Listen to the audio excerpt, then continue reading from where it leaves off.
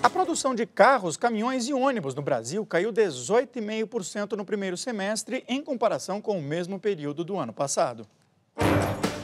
Foram montados mais de 1.200.000 veículos, 300 mil a menos que no primeiro semestre de 2014. É o pior resultado desde 2006. A maior queda foi na produção de caminhões, de 45,2%. Os dados foram divulgados hoje pela Associação Nacional de Fabricantes, a Anfávia. O governo federal vai criar uma nova linha de renda para o Minha Casa Minha Vida, programa de financiamento de imóveis. A mudança beneficia famílias que têm de R$ 1.200 a R$ 2.400 de renda mensal. A nova faixa vai usar os recursos do FGTS e só pode comprometer até 27,5% da renda familiar.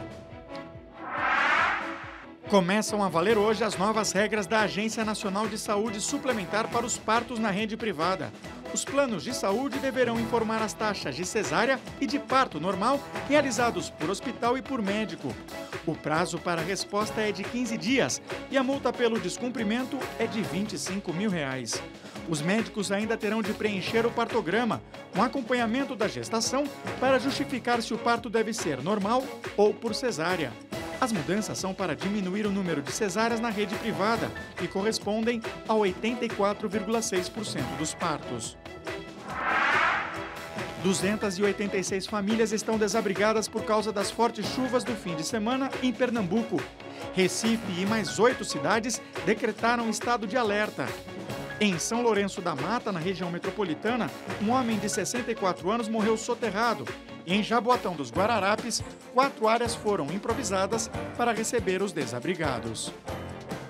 A proposta de redução da maioridade penal pode antecipar a retirada da carteira de motoristas por jovens de 16 e 17 anos. A legislação de trânsito também precisaria mudar para enquadrá-los como adultos em casos de crimes ao volante. Luana tem 16 anos e gostaria de dirigir para ter mais independência. Eu estudo muito longe, né? Eu estudo em Cotia e moro aqui perto da Paulista. Para levar eu e minha irmã seria bem mais prático se eu pudesse dirigir agora. Hoje a idade mínima para tirar a habilitação é de 18 anos. Ela não é inferior porque, pelo Código Brasileiro de Trânsito, os adolescentes não são punidos como adultos. A redução da maioridade penal de 18 para 16 anos também pode significar diminuir a idade mínima para dirigir, uma possibilidade que vem preocupando os departamentos de trânsito do país. Se a proposta de emenda constitucional for aprovada pelo Congresso, o Detran de São Paulo defende uma mudança no Código Brasileiro de Trânsito para evitar que jovens de 16 e 17 anos consigam tirar a carteira de motorista. Vamos ter aí algo em torno de 7 milhões de pessoas entrando com a possibilidade de imediatamente solicitar a carteira de motorista. Então, é um volume muito grande de uma hora para outra. De acordo com o DataSUS, jovens com idade entre 20 e 24 anos são os que mais se envolvem em acidentes de trânsito. Em 2013, foram quase 900 mortes por 100 mil habitantes. E eu acho que a maturidade dos jovens de 16 a 18 está muito longe de criar uma responsabilidade de ter um veículo em mãos. 18 anos, eu acho correto 18 anos a maioridade penal, tanto para a direção, tanto para a criminalidade. A redução da maioridade penal ainda pode trazer outras mudanças jurídicas, como para o consumo de bebidas alcoólicas e entradas em hotéis. Na medida em que você tem um sistema que foi todo construído para a proteção do adolescente, e na medida em que você coloca esse adolescente como uma pessoa que responde como um adulto, você cria um problema de lógica jurídica que é insuperável. Esse dilema que o último entrevistado colocou aí pra gente está aí, né? E o Emilson Nunes Costa diz o seguinte, que o adolescente só ficará apto a dirigir se emancipado. Ou seja, mesmo com a redução da maioridade penal, essa aprovação não seria automática, seria necessária uma ação na justiça para que o menor de 18 anos, maior de 16, pudesse dirigir? Eu acho que esta lei que proíbe o menor dirigir, proíbe o menor de dirigir, porque pressupõe que o menor não tem condições ainda para poder exercer essa tarefa de dirigir em público. Agora, o menor, quando 16 anos deixa de ser menor, então ele pode dirigir. Se é a justiça que vai decidir isso, vai ser uma mudança do Código Nacional de Trânsito que vai ser, não sei. Agora, se esse menor puder dirigir, são 7 milhões de novos motoristas. Imagina a indústria automobilística, que felicidade que vai ficar, hein? Vendendo mais automóveis, tudo isso, maravilha, né? O Thiago da Hora diz o seguinte: nos Estados Unidos é possível tirar a carta de motorista com 16 anos e não parece ter muito problema. Segundo ele, essa preocupação não faz sentido. Mas, na sua opinião, o que significaria ter o jovem de 16 anos no trânsito? Eu acho que são duas coisas. Uma, precisa ver o que texto final vai ser aprovado. Isso aí tem muita história. Segundo, vai recorrer ao Supremo. Esse assunto vai se estender um bom tempo, se é cláusula pétrea ou não. Tem toda uma polêmica que não é o caso da gente entrar agora. Então, primeiro é isso daí que pode garantir, tem meses e meses de discussão. Se finalmente, se for aprovado, mais ou menos pelo texto que passou pela Câmara, aí sim entra essa questão do Código Nacional de Trânsito. Cada país tem a sua legislação, eu acho que precisa ver adequado aqui. Eu acho que aí, claro que, evidentemente, teria de haver uma adequação do Código Nacional de Trânsito à lei maior. Qual é a lei maior? É a Constituição. Se a Constituição diz que a maioridade é a partir de 16, tudo que vem abaixo tem de seguir, né? Para manter a lógica, como foi bem destacado pelo entrevistado, né? O governo anuncia o programa de proteção ao emprego. As empresas com dificuldades financeiras vão poder diminuir em até 30% as horas de trabalho com redução proporcional do salário. Pela proposta, o governo vai completar 50% da perda salarial durante o período máximo de 1 ano. Os recursos para o pagamento vão sair do Fundo de Amparo ao Trabalhador. Assim, o empregado terá uma perda mínima de 15% do salário. O programa entra em vigor amanhã por meio de uma medida provisória. O corte no consumo é uma realidade na vida dos brasileiros. Os jantares em restaurantes e ida ao cinema deixaram de ser frequentes. Com o orçamento mais apertado, o consumo de pequenos itens também é afetado. Bruno almoça fora de casa todos os dias. Com o aumento do preço dos alimentos, agora ele está dando preferência aos pratos mais baratos. Você ia para um prato um pouquinho melhorzinho, agora você vai para o comercial, você vai para um filé de frango, arroz e feijão e está ótimo. Marco também sentiu o aperto no orçamento e reduziu as idas a restaurantes. Cortando pizzarias, restaurantes, almoços de domingo, fora de casa, caiu consideravelmente. Com mais gente se alimentando em casa, o movimento diminuiu nos restaurantes, que ainda tem que se adaptar aos novos hábitos de consumo. O cafezinho depois do almoço foi cortado da conta de mais de 20% das pessoas que frequentam este restaurante na Zona Sul de São Paulo. Mesmo com a inflação alta, com perspectiva de chegar a 9,04% este ano, segundo o Banco Central, a sócia decidiu segurar o aumento nos preços para não perder mais clientes. Não tenho expectativa de reajustar pelo menos por 2, 3 meses para a gente sentir o que vai acontecer e tentar segurar esse faturamento e tentar segurar o cliente que já ainda está vindo. Segundo pesquisa de uma consultoria, quase 60% das famílias cortaram gastos com refeições fora de casa nos últimos 6 meses. As despesas com lazer, serviços de beleza, artigos para casa e estudos também tiveram cortes. Deixei de viajar, estou programando melhor assim, os passeios com as crianças, né? Eu tinha um estilo de vida onde eu poderia ir para cinemas, bares, hoje já não dá mais, né? A fórmula é simples, com menos dinheiro no bolso, as pessoas gastam menos para sobrar algum dinheirinho no fim do mês. E deixam de lado até o consumo de pequenos itens, como as pipocas da Dona Maria. O ritmo diminuiu até nos finais de semana. Nos últimos meses, as vendas caíram pela metade. Vendia numa média de 20, 30 saquinhos, era o que eu vendia por dia. Hoje caiu bastante, né? Eu vendo média de 15. Hoje as pessoas vêm com desconfiança à economia brasileira. Enquanto a confiança não for reconquistada, dificilmente o comportamento dos consumidores vai mudar. E com a renda em queda e a inflação em alta, o brasileiro tem sacado o dinheiro da poupança. Em junho, a aplicação registrou a maior saída de recursos para o mês desde 1995. As retiradas superaram os depósitos em 6,2 bilhões de reais. Este foi o 6º saldo negativo do ano. Com isso, a perda da poupança no primeiro semestre soma 38 bilhões e meio de reais. É o pior resultado para o período na história do Banco Central. Bom, vamos por partes aqui, né? Ayrton, começando por esse plano do governo para tentar impedir aí o desemprego, dividindo com o trabalhador a redução da jornada com redução do salário. Sua opinião? É muito discutível isso. Por que o trabalhador, lá, o dinheiro é do FAT, né? É do trabalhador. Ele vai ajudar o seu empresário a bancar o seu salário quando o seu empresário diz, olha, agora eu não posso mais produzir, porque eu estou com o mercado já saturado do meu produto, tenho acúmulo de produtos no pátio. E quem diz isso com mais força, como sempre, é a indústria automobilística. O que se esquecem de ver é quanto essa indústria automobilística ganhou até agora, quanto ela ganha, quanto ela remete de lucros para o exterior. Eu trouxe um dado aqui sobre quanto mandou a indústria automobilística para o exterior como remessa de lucro. 2010, 4,1 bi. 2011, 5,6 bilhões de dólares. 2012, 2,44 bilhões de dólares. E agora, nos 4 anos, são 15,4 bilhões de dólares que eles mandam de lucro. Não tem mais lei de remessa de lucro. Isso aí, a revolução que fizeram nesse país, chamada revolução, uma das coisas era acabar com esse negócio de remessa de lucro. Então, remete quanto quiser. Então, se eles remetem para o exterior essas quantias todas, não está na hora das matrizes dizer o seguinte, não, temos que bancar esse funcionário que nós temos, que nós investimos para capacitá-lo.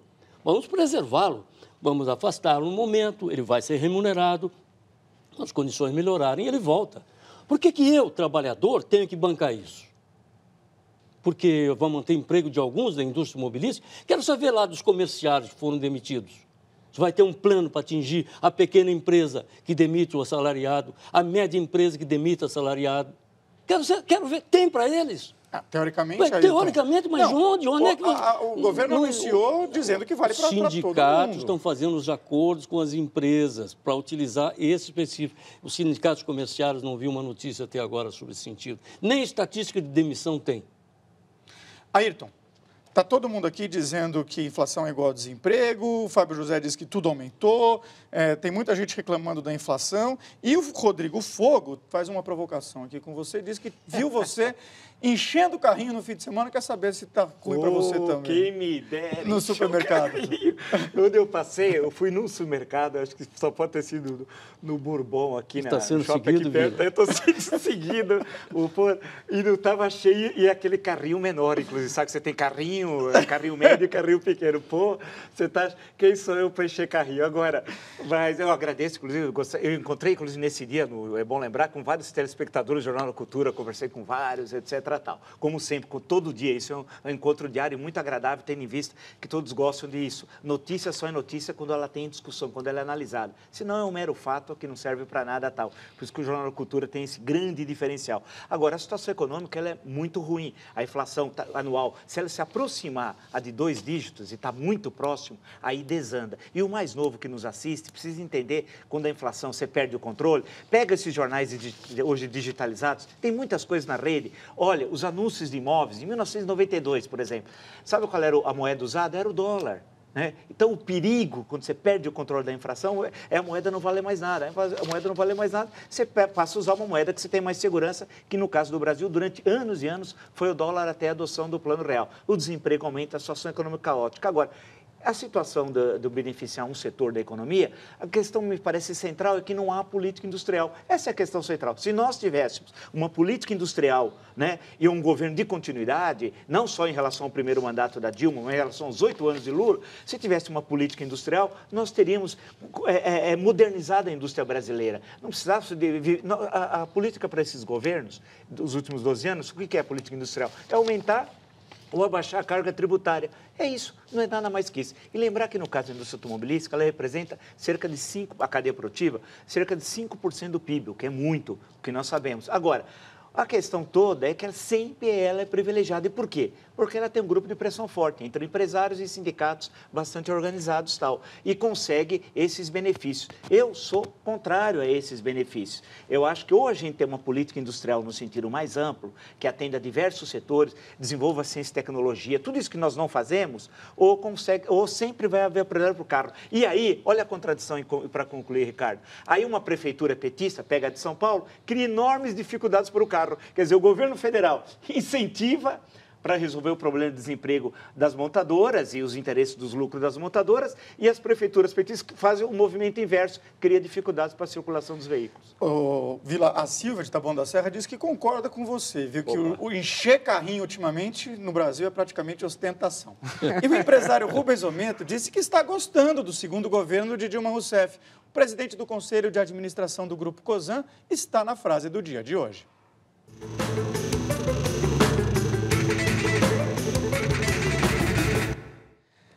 Temos que segurar a ansiedade. Sou capitalista e estou gostando de ver o direcionamento que ela, a presidente Dilma Rousseff, está fazendo no segundo mandato. Quem disse isso foi Rubens Omento, presidente do Grupo Cosan, um dos grandes grupos empresariais do Brasil aí hoje. Tem que ter paciência, tem que baixar a ansiedade, Ayrton Soares. É reversível esse quadro? Eu acho que tem que ser uma visão de Brasil acima de tudo, não é?